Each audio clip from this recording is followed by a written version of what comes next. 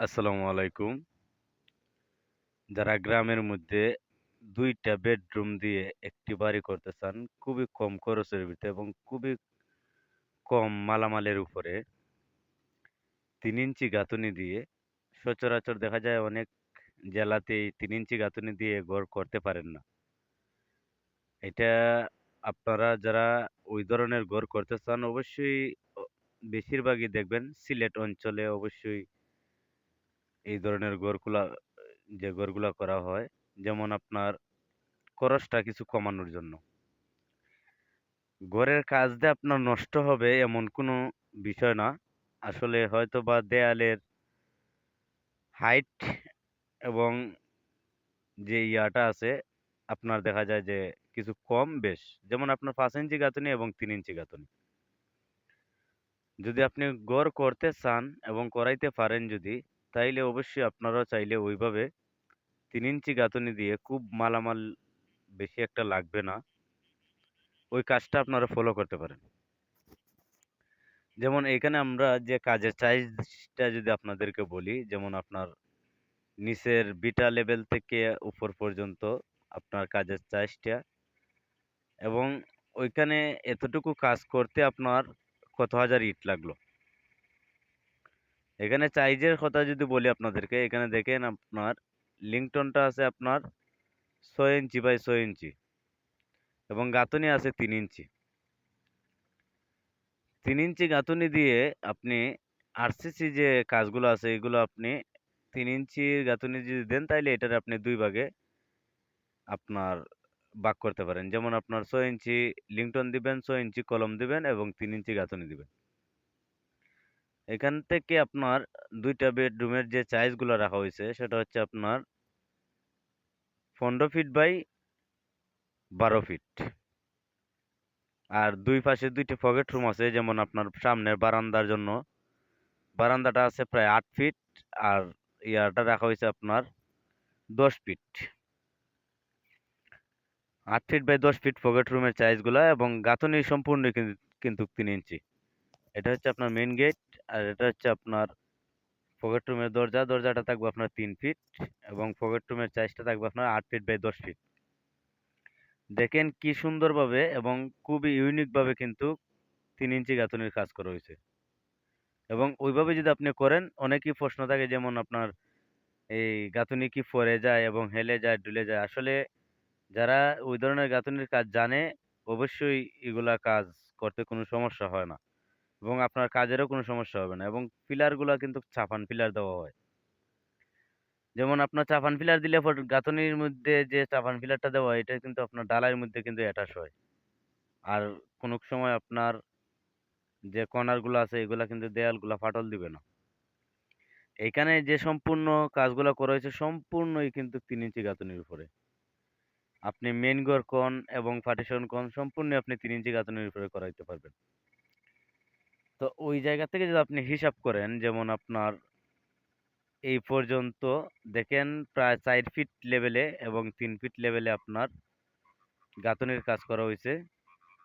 এই পর্যন্ত যদি আপনি কাজ করাইতে চান তাহলে আপনার কত হাজার ইট লাগবে এবং নিচের বেস থেকে সহ আপনার এই পর্যন্ত ইটের যে প্রয়োজনটা হইছে সেটা হচ্ছে আপনার প্রায় ৪,০০০ ইটের প্রয়োজন হইছে। নিচে কিন্তু ৫ ইঞ্চি গাঁথুনি দিয়ে গাঁথুনি করা হয়েছিল এবং আমি আপনাদের মাঝে একটা ভিডিও দিছিলাম যে বিটা লেভেলের গাঁথুনি। এবং বিটা লেভেলের উপরে কিন্তু এখন আপনার গাঁথুনি করা হইতেছে যে মেইন ঘরের গাঁথুনি। প্রায় ৫ ইঞ্চি গাঁথুনির ক্ষেত্রে এখানে ৩ ইঞ্চি গাঁথুনি ব্যবহার করা হইতেছে। এক্ষেত্রে আপনাদের যে জায়গাটা পড়বে এখানে আপনার যারা ২ রুম দিয়ে করতে চান, এখানে ২ রুমে প্রায় আপনার ৩০ ফিট লম্বায় নেওয়া হইছে এবং প্রস্থ নেওয়া হইছে ২০ ফিট। বারান্দার জন্য রাখা হইছে আপনার ৮ ফিট আপনারা দেখতে পারতেছেন এবং মেইন ঘরের জন্য রাখা হইছে আপনার ১২ ফিট বাই ১৫ ফিট। তো গ্রামের মধ্যে সচরাচর এইভাবেই কিন্তু বড়, বড় রুম দিয়ে করতে হয়। না হলে